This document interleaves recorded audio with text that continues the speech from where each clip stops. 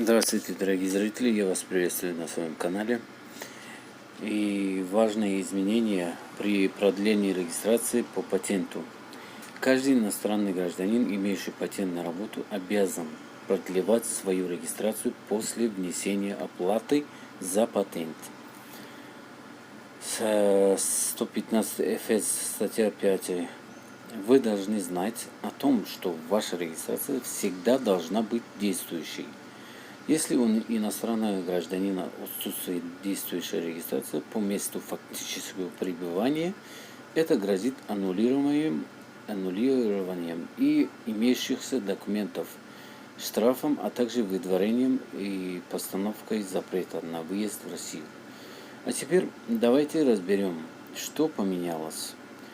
Продление регистрации происходит только в районном ГУВД. Ранее это можно было сделать в МФЦ.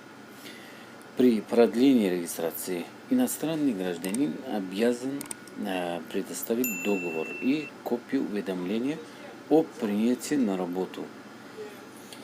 Ранее при обращении в МФЦ данные документы не запрашивали, а брали только патент и чеки. Оформление регистрации должно происходить заранее, так как в государственных органах огромные очереди, в которых можно ожидать до 2 недели. Ранее продление регистрации происходило в МФЦ, куда можно было записаться по телефону на определенную дату и время.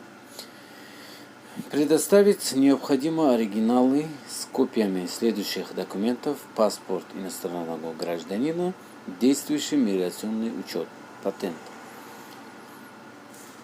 чеки по патенту хорошего качества, трудовой договор и уведомление, паспорт принимающих сторон.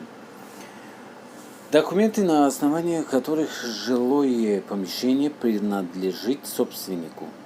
Ходатайство на имя начальника УВД района общего проживания, заполненное собственником.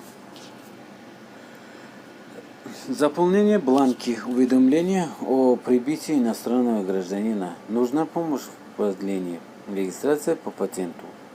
Наши юристы вам помогут. Звоните по телефону 8 812 242 1055.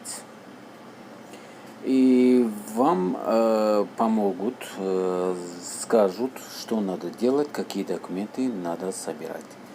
Если что, пишите в комментарии об этом, мы вам ответим. Спасибо.